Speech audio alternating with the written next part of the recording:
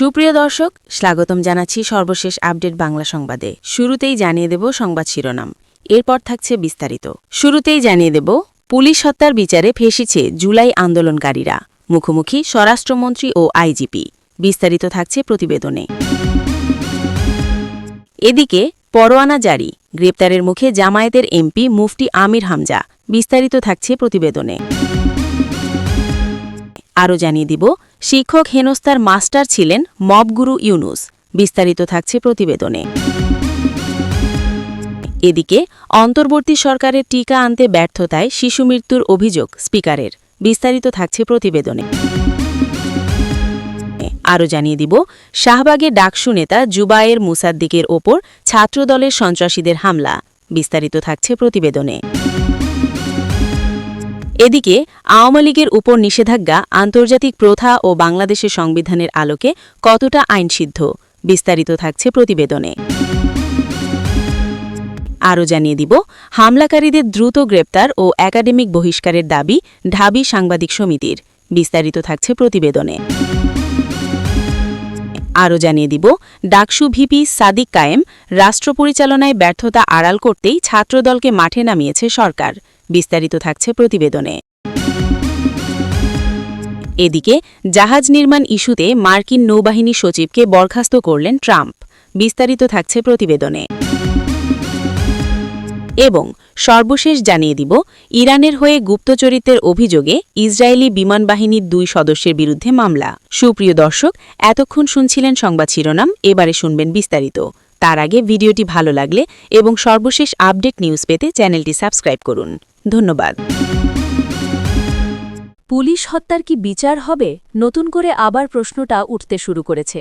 জাতীয় রাজনীতির অঙ্গনে তো বটেই, এমনকি বাংলাদেশের জাতীয় সংসদেও বিষয়টি নিয়ে আলোচনার দাবি ওঠে।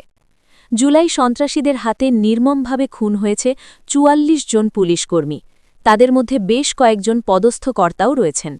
এই সংখ্যাটা সরকারের খাতা কলমে, কিন্তু প্রকৃতপক্ষে সংখ্যাটা 3 শতাধিক বলে অনেক বিশ্লেষক দাবি করছেন। কোনো সংস্থা নিরপেক্ষভাবে এই ঘটনার তদন্ত করতে পারছে না, তাদের প্রকৃত তালিকা দিতে পারছে না। বলা ভালো, তাদের সেই তালিকা প্রকাশ করতে দেওয়া হচ্ছে না। তারেক রহমান সরকার একবার বলে এই হত্যাকাণ্ডের বিচার করবে, আবার বলে জুলাই সন্ত্রাসীদের দায়মুক্তি দেওয়া হয়েছে।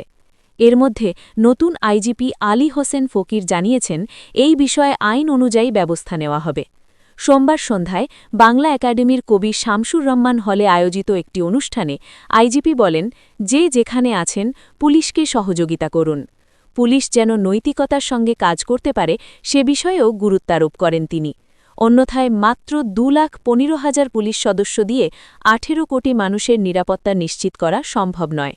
তিনি আরও বলেন, আইন শৃঙ্খলা রক্ষাকারী বাহিনীর কার্যক্রমে সবাইকে সহযোগিতা করতে হবে, তবে তারা কোনো অন্যায় করলে সেইটা দেখার দায়িত্ব সরকারের। সেগুলা ইনশাআল্লাহ নিশ্চিত হবে, এ ব্যাপারে নিশ্চিত থাকতে পারেন। আইজিপি বলেন, দীর্ঘ 17 বছর পর বিশ্বাসযোগ্য, গ্রহণযোগ্য একটা নির্বাচনের মাধ্যমে গণতান্ত্রিক সরকার পেয়েছি। তাদের অর্থাৎ সরকারের 1 নম্বর এজেন্ডা হচ্ছে আইন শৃঙ্খলা। কারণ আইন শৃঙ্খলা যদি ঠিক না থাকে, বিদেশি বিনিয়োগ আসবে না, অর্থনৈতিক উন্নয়ন হবে না। আমাদের ব্যাংক শূন্য, শেয়ার মার্কেট শূন্য, সর্বক্ষেত্রে আমাদের অর্থনৈতিক বিপর্যয়। এই বিপর্যয় থেকে যদি অর্থনৈতিক উন্নয়ন, জীবনযাত্রার মান উন্নয়ন করতে হয়, তাহলে আইন শৃঙ্খলাই সঠিকভাবে পালন করতে হবে, না হলে কোনো উন্নয়ন হবে না। আইজিপি আরও জানিয়েছেন, কোনো অবস্থাতেই আর মব কালচার সমর্থন করা যাবে না। সাংবাদিক, শিক্ষার্থী, শিক্ষকসহ সব মানুষকে নৈতিকতার সঙ্গে দায়িত্বশীল আচরণ করতে হবে। সেটা করলেই আমরা সকলে শান্তিতে থাকতে পারব। দেশকে আপনারা সাহায্য করুন। অনেক সময় কোনো ঘটনা ঘটলে সবাই চায় শাস্তির সঙ্গে সঙ্গে কার্যকর করা হোক, বিচার প্রক্রিয়া সম্পন্ন হোক। কিন্তু বিচার একটি দীর্ঘ প্রক্রিয়া, এটা আমরা সকলেই জানি। তবুও অনেক সময় পুলিশকে চাপ দেওয়া হয় জরুরি ভিত্তিতে কাজ করার জন্য, তবে সব কিছুর একটা নির্ধারিত সময় লাগে। এই প্রসঙ্গে আইজিপি একটি ঘটনার উল্লেখ করেন। তিনি বলেন, শেরাটন হোটেলে একটি বাস পোড়ানো হয়েছিল। পুলিশ যাকে গ্রেফতার করে সে আদালতে স্বীকার করে নেয় তার অপরাধ, অথচ তার উকিল দাবি করছেন, না, আসামি তখন রমনা থানার কাস্টাডিতে ছিল। এখন আপনিই বোঝেন, এই ঘটনায় মামলার তদন্তকারী কর্মকর্তার চাকরি চলে যায়। আসলে সে আরও একটি বাস পুড়িয়েছিল, সেটা কার্জন হলের পাশে, আর এই ঘটনা শেরাটনের মোড়ে ঘটেছিল। এই একই বিষয় তোলা হয় সংসদে। রংপুর ৪ আসনের সংসদ সদস্য আখতার হোসেন স্বরাষ্ট্রমন্ত্রী সালাহুদ্দিন আহমেদকে প্রশ্ন করেন। জবাবে স্বরাষ্ট্রমন্ত্রী বলেন, গণ অভ্যুত্থানের সময় রাজপথে অভ্যুত্থানকারী আন্দোলনকারীদের বিরুদ্ধে যারা হানাদার বাহিনীর মতো ঝাঁপিয়ে পড়ে হত্যাযজ্ঞ চালিয়েছে, ম্যাসাকার করেছে, গণহত্যা করেছে, জনতার প্রতিরোধের মুখে কেউ কেউ হয়তো প্রাণ হারিয়েছে, কেউ কেউ আহত হয়েছে, কিন্তু সেটা যুদ্ধের ময়দানে ফয়সালা হয়ে গেছে এবং সেখানে জুলাই যোদ্ধাদের সুরক্ষা দেওয়ার জন্য যে অধ্যাদেশ জারি করা হয়েছে সেই বিষয়ে আমরা এই অধ্যাদেশ এখানে গ্রহণ করার জন্য সবাই সর্বসম্মত হয়েছি। সুতরাং আমার মনে হয় সংসদ সদস্য আশ্বস্ত হতে পারেন। কুষ্টিয়া ৩ আসনের সংসদ সদস্য ও মুফতি আমির হামজার বিরুদ্ধে গ্রেপ্তারি পরোয়ানা জারি করেছেন সিরাজগঞ্জের আদালত। মঙ্গলবার ২১ এপ্রিল সিরাজগঞ্জের আদালত এ পরোয়ানা জারি করেন। এর আগে ১৩ এপ্রিল কুষ্টিয়ার জেলা প্রশাসকের বদলি নিয়ে বিতর্কিত মন্তব্য করায় আমির হামজাকে লিগ্যাল নোটিশ পাঠানো হয়েছে। জেলা প্রশাসকের বিরুদ্ধে ২০ থেকে ৩০ কোটি টাকা দিয়ে বদলি হয়ে আসার অভিযোগ তোলায় তার বিরুদ্ধে এই পদক্ষেপ নেওয়া হয়। এর আগে ২৬ মার্চ বিদ্যুৎ, জ্বালানি ও খনিজ সম্পদ মন্ত্রী ইকবাল হাসান মাহমুদ ১৯৭১ সালের মহান মুক্তিযুদ্ধ ও বীর মুক্তিযোদ্ধাদের সম্মান জানিয়ে একটি বক্তব্য দেন। সেই বক্তব্যকে ঘিরে কুষ্টিয়া সদর উপজেলার হাটশো হরিপুর বড় জাম মসজিদে জুমার নামাজের খুতবার আগে আলোচনায় তাকে নাস্তিক ও ইসলাম বিদ্বেষী বলে মন্তব্য করেন আমির হামজা। পরে তার বিরুদ্ধে একাধিক মানহানি মামলা করা হয়। একটি মামলার বাদী জজ আদালতের অতিরিক্ত পাবলিক প্রসিকিউটর ও জেলা আইনজীবী সমিতির সাধারণ সম্পাদক অ্যাডভোকেট হুমায়ুন কবির কর্নেল বলেন, মুফতি আমির হামজা সিরাজগঞ্জের কৃতি সন্তান বিদ্যুৎ, জ্বালানি ও খনিজ সম্পদ মন্ত্রী ইকবাল হাসান মাহমুদ টুকুকে নাস্তিক বলে উল্লেখ করেছেন, যা মানহানিকর। এই ঘটনায় ক্ষুব্ধ হয়ে তারা দণ্ডবিধির ২৯৬, ৫০০ ও ৫০৪ ধারায় মামলা করেছেন। একই অভিযোগে সিরাজগঞ্জ সদর আমলি আদালতে বিএনপি নেতা অ্যাডভোকেট নাজমুল ইসলাম বাদী হয়ে আমির হামজার বিরুদ্ধে ১০০ কোটি টাকার আরেকটি মানহানির মামলা করেন। ওই মামলাটি তদন্তের জন্য পুলিশ ব্যুরো অফ ইনভেস্টিগেশনকে নির্দেশ দেন আদালত। অপরদিকে ১৩ এপ্রিল কুষ্টিয়ার জেলা প্রশাসকের বদলি নিয়ে বিতর্কিত মন্তব্য করায় আমির হামজাকে লিগ্যাল নোটিশ পাঠানো হয়। জেলা প্রশাসকের বিরুদ্ধে ২০ থেকে ৩০ কোটি টাকা দিয়ে বদলি হয়ে আসার অভিযোগ তোলায় তার বিরুদ্ধে এই পদক্ষেপ নেওয়া হয়। লিগ্যাল নোটিশে বলা হয়, নোটিশ পাওয়ার ৭ দিনের মধ্যে ডিসি বদলি হয়ে আসার জন্য কোনো ব্যক্তি বা প্রতিষ্ঠানের কাছে ২০ থেকে ৩০ কোটি টাকা দিয়েছেন, ওই ব্যক্তি ও প্রতিষ্ঠানের নাম অনতিবিলম্বে জনসম্মুখে প্রকাশ করতে হবে। ২০২৪ সালের ৫ অগাস্ট দেশে রাজনৈতিক পট পরিবর্তনের পর ইউনূসের নেতৃত্বে যে নজিরবিহীন মবোৎসব শুরু হয়েছিল তার অন্যতম প্রধান লক্ষ্যবস্তুতে পরিণত হয়েছিলেন দেশের মানুষ গড়ার কারিগর, শিক্ষকরা।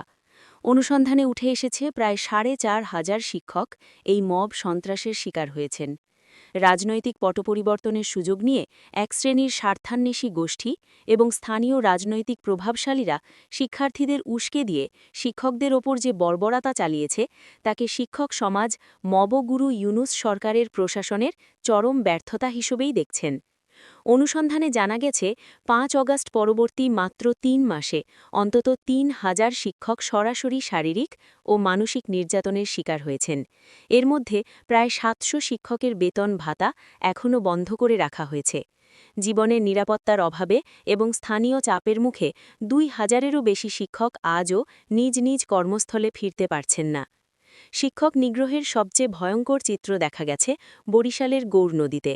সেখানে মহিলারা এএন মাধ্যমিক বিদ্যালয়ের প্রধান শিক্ষক প্রণয় কান্তি অধিকারীকে সপরিবারে অবরুদ্ধ করে হত্যার চেষ্টা চালায় শতাধিক ব্যক্তি।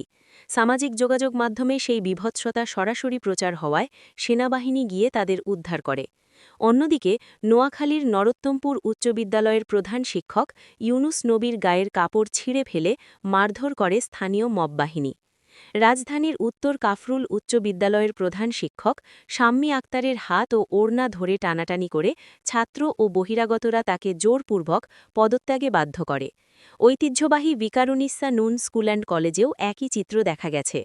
অধ্যক্ষ কেকা রায়চৌধুরী এবং সহকারী অধ্যাপক ফারহানা খানমকে ৫ ঘণ্টা আটকে রেখে লাঞ্ছিত করার পর পদত্যাগে বাধ্য করা হয়। ধামরাইয়ের শ্রেষ্ঠ অধ্যক্ষ আনোয়ারুল ইসলাম এবং বরিশালের কণিকা মুখার্জিদের মতো অসংখ্য শিক্ষককে প্রাণনাশের হুমকি দিয়ে অপমানজনকভাবে বিদায় করা হয়েছে। অনুসন্ধানে দেখা গেছে, অধিকাংশ ক্ষেত্রে শিক্ষা প্রতিষ্ঠানের অভ্যন্তরীণ পদ দখলের নেশায় মত্ত কতিপয় শিক্ষক এবং স্থানীয় রাজনৈতিক কর্মীরা কোমলমতি শিক্ষার্থীদের ভুল বুঝিয়ে এই মব তৈরি করেছিল। প্রশাসনিক পদ দখল আর দুর্নীতির অভিযোগের দোহাই দিয়ে নিরপরাধ শিক্ষকদের করা হয়েছে সামাজিকভাবে অপদস্থ। তৎকালীন শিক্ষা উপদেষ্টা ওয়াহিদুদ্দিন মাহমুদ এই পরিস্থিতিকে চর দখলের মতো প্রতিষ্ঠান দখল বলে স্বীকার করলেও বাস্তবে শিক্ষকদের রক্ষায় কার্যকর কোনো পদক্ষেপ নেয়নি ইউনূস প্রশাসন। প্রশাসনের এই নীরবতা এবং নিষ্ক্রিয়তার ফলেই মবগাড়িরা আরও উগ্র হওয়ার সুযোগ পেয়েছে। ফলে সম্মান ও জীবিকা হারিয়ে আজ কয়েক হাজার শিক্ষক অন্ধকার ও অনিশ্চয়তার মধ্যে দিন কাটাচ্ছেন। জাতীয় সংসদের স্পিকার হাফিজউদ্দিন আহমদ দেশে হামের প্রকোপ এবং শিশু মৃত্যুর ঘটনায় অন্তর্বর্তী সরকারের চরম ব্যর্থতাকে দায়ী করেছেন। তিনি অভিযোগ করেন, অন্তর্বর্তী সরকার সময়মতো বিদেশ থেকে হামের টিকা নিশ্চিত করতে না পারায় অনেক শিশুকে অকালে প্রাণ হারাতে হয়েছে। এই ঘটনাকে অত্যন্ত দুঃখজনক ও উদ্বেগজনক উল্লেখ করে তিনি জনস্বাস্থ্য ব্যবস্থাপনায় বড় ধরনের গাফিলতির ইঙ্গিত দেন। স্পিকার তার বক্তব্যে বলেন, হাম একটি মারাত্মক সংক্রামক রোগ, যা প্রতিরোধের একমাত্র ও কার্যকর উপায় হল সঠিক সময়ে টিকাদান। টিকা সরবরাহ নিশ্চিত করতে না পারা কেবল প্রশাসনিক ব্যর্থতা নয়, বরং এটি শিশুদের জীবনকে সরাসরি ঝুঁকির মুখে ঠেলে দেওয়ার শামিল। তিনি ভবিষ্যতে এ ধরনের পরিস্থিতি এড়াতে সংশ্লিষ্ট সকল পক্ষকে আরও দায়িত্বশীল ভূমিকা পালনের আহ্বান জানান। স্বাস্থ্যখাত সংশ্লিষ্ট সূত্রে জানা গেছে, দেশে নিয়মিত টিকাদান কর্মসূচি সাধারণত স্বাস্থ্য অধিদপ্তরের তত্ত্বাবধানে পরিচালিত হয় এবং এতে বিশ্ব স্বাস্থ্য সংস্থাসহ বিভিন্ন আন্তর্জাতিক সংস্থা কারিগরি ও সরবরাহ সহযোগিতা দিয়ে থাকে। বিশেষজ্ঞরা সতর্ক করে বলেছেন, টিকার সরবরাহ চেইনে সামান্য বিঘ্ন ঘটলেই সংক্রমণের হার জ্যামিতিক হারে বেড়ে যেতে পারে। তবে স্পিকারের এই গুরুতর অভিযোগের বিষয়ে সাবেক অন্তর্বর্তী সরকারের দায়িত্বশীল ব্যক্তিদের পক্ষ থেকে তাৎক্ষণিক কোনো প্রতিক্রিয়া পাওয়া যায়নি।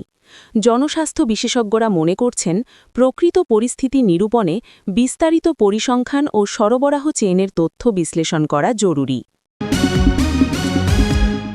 রাজধানীর শাহবাগ থানায় ঢাকা বিশ্ববিদ্যালয় কেন্দ্রীয় ছাত্র সংসদের দুই নেতা এবি জুবায়ের ও মোসাদ্দেক আলী ইবনে মোহাম্মদের ওপর হামলা করেছেন ছাত্রদলের নেতাকর্মী। বৃহস্পতিবার ২৩ এপ্রিল সন্ধ্যা ৮:৩০টার দিকে এ ঘটনা ঘটে। প্রত্যক্ষদর্শী ও সংশ্লিষ্ট সূত্রে জানা যায়, শাহবাগ থানার সামনে ছাত্রদল ও ছাত্র শিবিরের নেতাকর্মীদের মধ্যে উত্তেজনা সৃষ্টি হলে এক পর্যায়ে ধাওয়া পাল্টা ধাওয়ার ঘটনা ঘটে। পরিস্থিতি উত্তপ্ত হয়ে উঠলে উভয় পক্ষ সংঘর্ষে জড়িয়ে পড়ে। এক পর্যায়ে হামলার মুখে ডাকসুর সাহিত্য ও সংস্কৃতি বিষয়ক সম্পাদক মোসাদ্দেক আলী ও সমাজসেবা সম্পাদক এবি জুবায়ের শাহবাগ থানার ভেতরে আশ্রয় নেন। তবে অভিযোগ রয়েছে, সংঘর্ষের মধ্যে ছাত্রদলের নেতাকর্মীরা থানার ভেতরে ঢুকে মোসাদ্দেকের ওপর হামলা চালায়। এতে তিনি আহত হন। ঘটনার সময় ডাকসুর শিবির প্যানেলের প্রার্থী আবদুল্লাহ আল মাহমুদ এবং মাস্টারদা সূর্যসেন হল শাখার কার্যনির্বাহী সদস্য সাইয়েদুজ্জামান আলভিও থানার ভেতরে অবস্থান করছিলেন বলে জানা গেছে। এদিকে শাহবাগ থানার সামনে ছাত্রদলের নেতাকর্মীরা অবস্থান নিয়ে বিক্ষোভ করতে থাকেন, ফলে এলাকায় উত্তেজনা বিরাজ করছে। সংঘর্ষের সূত্রপাত সম্পর্কে জানা যায়, এবি জুবায়ের ও মোসাদ্দেকের নেতৃত্বে ছাত্র শিবিরের নেতাকর্মীরা ঘটনাস্থলে গেলে দুই পক্ষের মধ্যে বাকবিতণ্ডা শুরু হয়, যা পরবর্তীতে ধাওয়া পাল্টা ধাওয়া ও সংঘর্ষে রূপ নেয়। এ বিষয়ে তাৎক্ষণিকভাবে শাহবাগ থানা কর্তৃপক্ষের কোনো বক্তব্য পাওয়া যায়নি। মূলত মানুষের মানবাধিকার দুরকম, একটা অবিচ্ছেদ্য যা কখনো কেড়ে নেওয়া যায় না, ও আরেকটা বিচ্ছেদ্য, আইনগত বিধিনিষেধ সাপেক্ষে যা নিয়ন্ত্রণ করা যায়। তদ্রূপ একজন মানুষের রাজনৈতিক অধিকারগুলোও আন্তর্জাতিক আইন অনুযায়ী অবিচ্ছেদ্য মানবাধিকারের অংশ। আন্তর্জাতিক মানবাধিকার আইনের মূল ভিত্তি হল যে এই অধিকারগুলো মানুষের মর্যাদা ও অস্তিত্বের সাথে জন্মগতভাবে জড়িত এবং এগুলো কোনো রাষ্ট্র বা কর্তৃপক্ষ কখনো কেড়ে নিতে পারে না। এই বিষয় নিয়ে আন্তর্জাতিক আইনে সুস্পষ্ট উল্লেখ আছে। আন্তর্জাতিক আইনের স্বীকৃত দলিলে মানুষের রাজনৈতিক অধিকারকে জাতীয় জাতিসংঘের বেশ কিছু গুরুত্বপূর্ণ দলিলে রাজনৈতিক অধিকারকে অবিচ্ছেদ্য অংশ হিসেবে ঘোষণা করা হয়েছে। মানবাধিকারের সর্বজনীন ঘোষণাপত্র UDHR 1948 সালে গৃহীত এই দলিলে স্পষ্ট বলা হয়েছে যে প্রতিটি মানুষের রাজনৈতিক মত প্রকাশের এবং সরকার নির্বাচনে অংশগ্রহণের অধিকার রয়েছে এবং এর প্রস্তাবনায় মানবাধিকারকে অবিচ্ছেদ্য হিসেবে উল্লেখ করা হয়েছে। ICCPR মানুষের নাগরিক ও রাজনৈতিক অধিকার বিষয়ক এই আন্তর্জাতিক চুক্তিতে international covenant on civil and political rights, ভোটদান, সংগঠন করা এবং জনহিতকার কাজে অংশ নেওয়ার অধিকারকে আইনি সুরক্ষা দেওয়া হয়েছে। আইন অনুযায়ী একজন মানুষের রাজনৈতিক অধিকারের মধ্যে মূলত নিচের বিষয়গুলো অন্তর্ভুক্ত। প্রথমত, ভোটদানের অধিকার সহ অবাধ ও সুষ্ঠু নির্বাচনে নিজের প্রতিনিধি নির্বাচনের সুযোগ। দ্বিতীয়ত, নির্বাচনে প্রার্থী হওয়ার অবিচ্ছেদ্য অধিকার প্রয়োগের মাধ্যমে যোগ্যতা অনুযায়ী সরকারি পদে লড়াই করার অধিকার। তৃতীয়ত, সংগঠন ও সমাবেশের স্বাধীনতা হিসেবে প্রতিটি নাগরিকের রাজনৈতিক দল বা সংগঠন গঠন করা এবং শান্তিপূর্ণভাবে সভা সমাবেশ করার অধিকার। চতুর্থত, মত প্রকাশের স্বাধীনতা নিশ্চিত করার মাধ্যমে প্রতিটি মানুষ ভয়হীনভাবে নিজের রাজনৈতিক মতামত প্রচারের সুযোগ লাভ করার অধিকার। এই অবিচ্ছেদ্য জন্মগত অধিকারেরও আইনগত সীমাবদ্ধতা রয়েছে। যদিও এগুলো অবিচ্ছেদ্য অধিকার, তবুও আইন অনুযায়ী বিশেষ পরিস্থিতিতে এগুলোর ওপর যুক্তিসঙ্গত বিধিনিষেধ আরোপ করা যেতে পারে। অনেক সময় জাতীয় নিরাপত্তা ও জনশৃঙ্খলা বা জনস্বার্থ রক্ষার প্রয়োজনে আইন দ্বারা নির্দিষ্ট সীমার মধ্যে অধিকার সীমিত করা সম্ভব। আবার অপরাধের কারণে আদালতের রায়ে কারো নির্দিষ্ট কিছু রাজনৈতিক অধিকার সাময়িকভাবে স্থগিত হতে পারে, যেমন নির্বাচনে দাঁড়ানোর যোগ্যতা ও অযোগ্যতার সুস্পষ্ট আইনি কাঠামোর মাধ্যমে নিয়ন্ত্রণ করা সম্ভব। আন্তর্জাতিক মানবাধিকার রক্ষা আইন ও সামাজিক চুক্তিগুলো কখনো মানুষের রাজনৈতিক সত্তা বিকাশের জন্য জন্মগত অধিকারগুলোকে কোনোভাবেই খর্ব করাকে প্রশ্রয় দেয় না এবং যা আন্তর্জাতিক মানবাধিকার নীতির পরিপন্থীও বটে। বাংলাদেশের সংবিধানের আলোকে বিশ্লেষণ করলে দেখা যায়, নাগরিকের রাজনৈতিক অবিচ্ছেদ্য অধিকার নিয়ে সংবিধানও বেশ সুরক্ষা দিয়েছে। কোনো রাজনৈতিক দলের রাজনৈতিক অধিকার খর্ব করা বা কার্যক্রম নিষিদ্ধ করার বিষয়টি সাংবিধানিকভাবে নির্দিষ্ট কিছু শর্ত এবং আইনি প্রক্রিয়ার ওপর নির্ভরশীল। বাংলাদেশের সংবিধানের আলোকে আলাপ আসলে প্রথমত যে প্রশ্নটি আসে তা হল, সংবিধান কি রাষ্ট্রকে তার নাগরিকের রাজনৈতিক অধিকার খর্ব করার অনুমতি দেয়? উত্তর হ্যাঁ, তবে তা অনিয়ন্ত্রিত নয়। বাংলাদেশের সংবিধান অনুযায়ী রাজনৈতিক অধিকারগুলো নিরঙ্কুশ নয়, বরং যুক্তিসঙ্গত বাধানিষেধ সাপেক্ষে। সংগঠনের স্বাধীনতা উল্লেখে সংবিধানের অনুচ্ছেদ ৩৯ নাগরিকের সমিতি বা সংঘ গঠন করার অধিকারকে মৌলিক মানবাধিকার হিসেবে স্বীকৃতি দিয়েছে। আবার একই সাথে জনশৃঙ্খলা ও নৈতিকতার স্বার্থে আইন দ্বারা এই অধিকারের ওপর কিছু বাধানিষেধ আরোপ করা যায় বলেও সংবিধান বলে দিয়েছে। অবিচ্ছেদ্য অধিকার হিসেবে স্বীকৃতি সংবিধানের অনুচ্ছেদ ১১ অনুযায়ী বাংলাদেশকে একটি দামতান্ত্রিক রাষ্ট্র হিসেবে ঘোষণা দিয়ে মৌলিক মানবাধিকার ও স্বাধীনতা এবং মানুষের মর্যাদা ও মূল্যের প্রতি শ্রদ্ধাবোধের প্রতি শ্রদ্ধাবোধ নিশ্চিত করার বিষয়টি গুরুত্ব দিয়েছে। মূলত দমতন্ত্রকে সবচেয়ে গুরুত্বপূর্ণ রাষ্ট্রের ভিত্তি ও চর্চার মূল কেন্দ্র হিসেবে প্রতিষ্ঠিত করতে সংবিধান বারবার রাষ্ট্রকে উৎসাহিত করার পাশাপাশি দায়বদ্ধ করেছে। নাগরিক ও রাজনৈতিক অধিকার সংশ্লিষ্ট আন্তর্জাতিক মানবাধিকার সনদ, যেমন UDHR এবং বাংলাদেশের সংবিধানের তৃতীয় ভাগে বর্ণিত 18টি মৌলিক অধিকারের মধ্যে রাজনৈতিক অধিকারগুলো, যেমন সমাবেশ, সংগঠন ও মত প্রকাশের স্বাধীনতাকে অন্তর্ভুক্ত করে নাগরিকের মানবাধিকারের প্রতি সবচেয়ে গুরুত্বারোপ করেছে বাংলাদেশের সংবিধান। পাশাপাশি অনুচ্ছেদ ১০২-এর মাধ্যমে দেশের সর্বোচ্চ আদালতকে নাগরিকের মানবাধিকার রক্ষার জন্য সর্বোচ্চ ক্ষমতাও দিয়েছে। আইনের চোখে সকল নাগরিকের সমান অধিকার অনুচ্ছেদ ২৭ ও আইনের আশ্রয় লাভের অধিকার অনুচ্ছেদ ৩১-এ উল্লেখিত আইনের আশ্রয় লাভ এবং আইন অনুযায়ী ব্যবহার লাভকে নাগরিকের অবিচ্ছেদ্য অধিকার হিসেবে সংজ্ঞায়িত করা হয়েছে। অর্থাৎ রাজনৈতিক অধিকার খর্ব করতে হলেও তা অবশ্যই প্রচলিত আইন ও বিচারিক প্রক্রিয়ার মাধ্যমে হতে হবে এবং নাগরিকদের রাজনৈতিক অধিকার বিভাজন না করে আইনের চোখে সবাই সমান নীতিতে অটল থেকে সবার জন্য সমান অধিকার নিশ্চিত করতে হবে। সংবিধানের ৩৯ অনুচ্ছেদ অনুযায়ী রাষ্ট্রের নিরাপত্তা, জনশৃঙ্খলা বা নৈতিকতার স্বার্থে মত প্রকাশের স্বাধীনতা আইন দ্বারা সীমাবদ্ধ করা যেতে পারে। তবে কোনো রাজনৈতিক দলের নিবন্ধন বাতিল বা কার্যক্রম নিষিদ্ধ করার ক্ষেত্রে সাধারণত আদালত বা উচ্চ আদালতের সিদ্ধান্তের প্রয়োজন হয়, যা ন্যায় বিচারের নিশ্চয়তা দেয়। বিপরীতে নির্বাহী আদেশে কোনো রাজনৈতিক দলের কার্যক্রম নিষিদ্ধ করা কোনোভাবেই আইনসিদ্ধ নয়, যা জুডিশিয়াল রিভিউয়ের আওতায় যে কোনো সময় আদালত কর্তৃক বাতিলযোগ্য বলেও গণ্য হবে।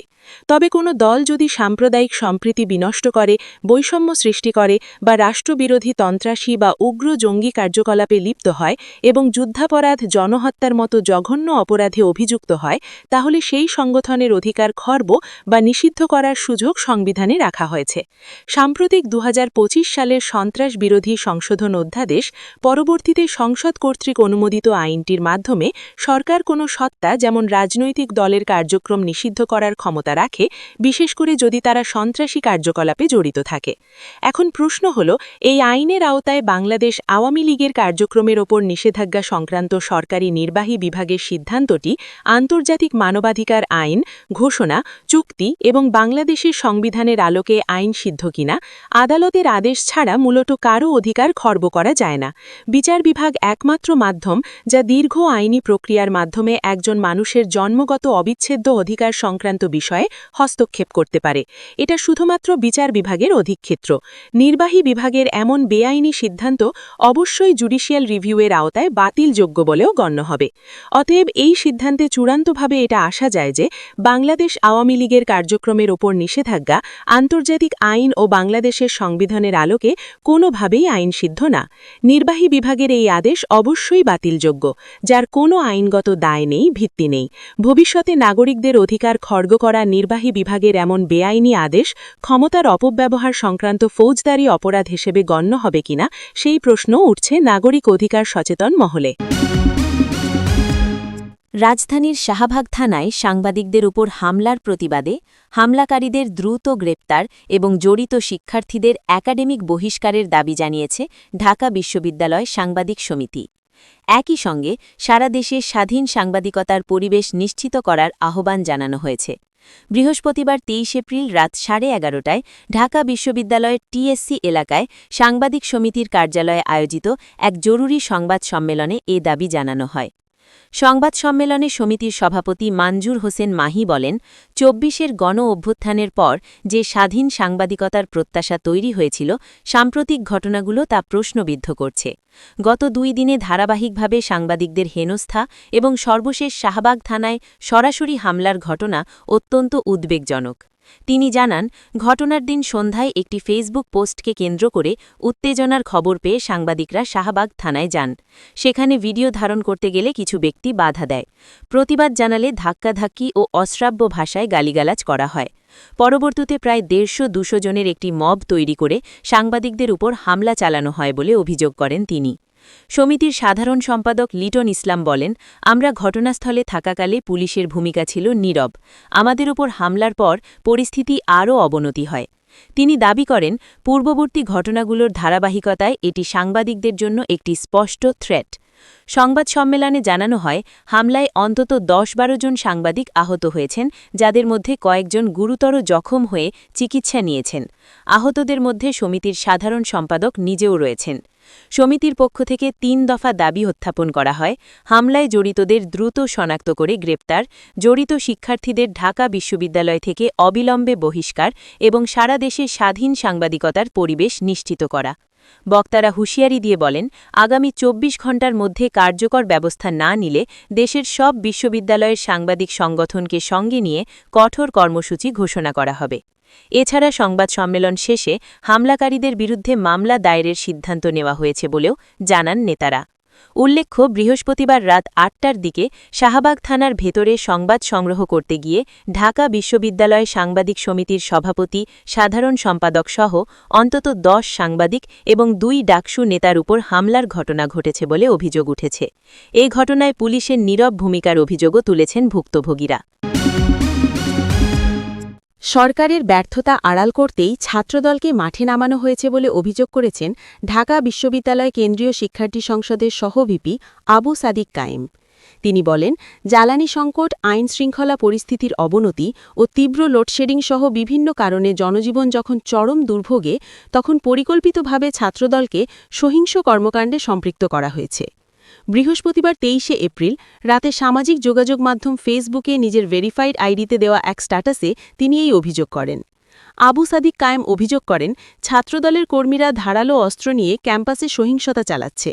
শিক্ষার্থীদের ওপর হামলা, মারধর, ভয়ভীতি প্রদর্শন এবং ভুয়া স্ক্রিনশট তৈরি করে বিভ্রান্তি ছড়ানোর মতো ঘটনা ঘটছে।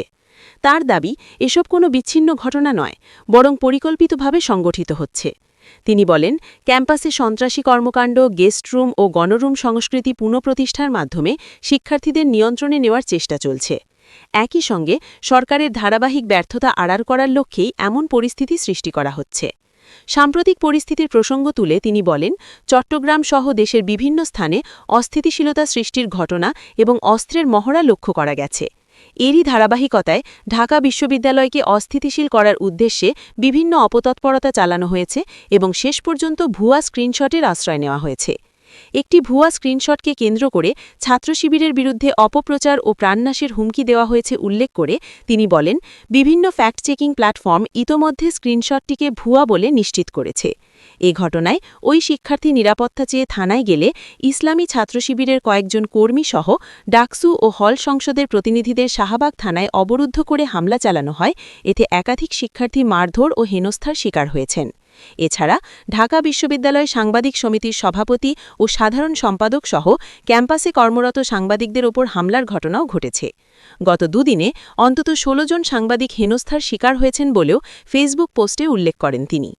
এ ঘটনায় পুলিশ প্রশাসন, বিশ্ববিদ্যালয় প্রশাসন এবং সরকারের উচ্চ পর্যায়ের ব্যক্তিদের সঙ্গে যোগাযোগ করা হলেও কোনো কার্যকর সাড়া পাওয়া যায়নি বলে অভিযোগ করেন ডাকসু ভিপি। দেশে ও শিক্ষা প্রতিষ্ঠানে শৃঙ্খলা বজায় রাখতে কার্যকর পদক্ষেপ গ্রহণের আহ্বান জানিয়ে তিনি স্বরাষ্ট্রমন্ত্রী, শিক্ষামন্ত্রী এবং বিএনপি নেতৃবৃন্দের প্রতি দৃষ্টি আকর্ষণ করেন। অন্যথায় বর্তমান পরিস্থিতি ভবিষ্যতে আরও জটিল আকার ধারণ করতে পারে বলেও তিনি সতর্ক করেন। মার্কিন প্রেসিডেন্ট ডোনাল্ড ট্রাম্প জানিয়েছেন, জাহাজ নির্মাণ সংক্রান্ত বিরোধের জেরে তিনি নৌবাহিনীর সচিব জন ফেলানকে বরখাস্ত করেছেন। রয়টার্সের খবরে বলা হয়, ওভেল অফিসে সাংবাদিকদের সঙ্গে আলাপকালে ট্রাম্প বলেন, তিনি খুবই কঠোর পরিশ্রমী ছিলেন, কিন্তু নতুন জাহাজ নির্মাণ ও কেনাকাটা নিয়ে অন্যদের সঙ্গে তার কিছু মতবিরোধ ছিল। তিনি আরও বলেন, কেউ তাকে পছন্দ করত, কেউ করত না, এটাই সাধারণ বাস্তবতা। পরিস্থিতি সংশ্লিষ্ট সূত্রগুলো আগেই জানিয়েছিল, জাহাজ নির্মাণ দ্রুততর করতে সংস্কার বাস্তবায়নে ধীর গতির কারণে ফেলানকে সরিয়ে দেওয়া হয়েছে। তবে এ বিষয়ে মার্কিন প্রতিরক্ষা দপ্তর পেন্টাগন কোনো আনুষ্ঠানিক কারণ জানায়নি। এদিকে নৌবাহিনীর আন্ডার সেক্রেটারি হাং পাও, যার সঙ্গে ফেলানের সম্পর্ক খুব একটা ভালো ছিল না বলে জানা গেছে, তাঁকে ভারপ্রাপ্ত সচিব হিসেবে দায়িত্ব দেওয়া হয়েছে। ইসরায়েলের বিমানবাহিনীর ২ প্রযুক্তিবিদকে ইরানের গোয়েন্দা সংস্থার সঙ্গে কাজ করার অভিযোগে আনুষ্ঠানিকভাবে অভিযুক্ত করা হয়েছে বলে জানিয়েছে ইসরায়েলি দৈনিক হারেটস। ইসরায়েলি সেনাবাহিনী, অভ্যন্তরীণ গোয়েন্দা সংস্থা শিন বেত এবং পুলিশ এক যৌথ বিবৃতিতে জানায়, অভিযুক্ত ২ সদস্যের বিরুদ্ধে শত্রুকে সহায়তা করা এবং সংবেদনশীল তথ্য হস্তান্তরের মতো গুরুতর নিরাপত্তা অপরাধের অভিযোগ আনা হয়েছে। তদন্তে বলা হয়, একজন সৈন্য সরাসরি বিদেশি এজেন্টের সঙ্গে যোগাযোগ করেছিলেন, আর অন্যজন সেই যোগাযোগে সহায়তা করেছিলেন। শিনবেত জানায়, প্রথমে তারা ইরানি হ্যান্ডলারদের সঙ্গে যোগাযোগ বিচ্ছিন্ন করেছিলেন, কারণ তারা অস্ত্র সম্পর্কিত কিছু নির্দেশ পালন করতে অস্বীকৃতি জানিয়েছিলেন। তবে পরে যোগাযোগ বিচ্ছিন্ন হওয়ার পর আবারও তারা সম্পর্ক পুনঃস্থাপনের চেষ্টা করেন বলে অভিযোগ করা হয়েছে। ইসরায়েলের প্রতিরক্ষা মন্ত্রণালয়ের তথ্য অনুযায়ী অভিযুক্তদের একজন ইরানি এজেন্টকে সামরিক প্রশিক্ষণ সংক্রান্ত উপকরণ, ফাইটার জেট সিস্টেম সম্পর্কিত তথ্য এবং একটি সামরিক ঘাঁটির ভিডিও ও ছবি পাঠিয়েছেন বলে দাবি করা হয়েছে। এ ঘটনাকে কেন্দ্র করে ইসরায়েলের নতুন করে নিরাপত্তা উদ্বেগ তৈরি হয়েছে।